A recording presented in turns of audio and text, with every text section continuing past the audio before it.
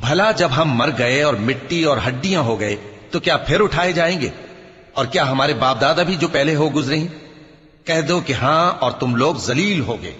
بس وہ تو ایک زور کی آواز ہوگی اور یہ اسی وقت دیکھنے لگیں گے اور کہیں گے ہائے کم بختی ہماری، یہی جزا کا دن ہے۔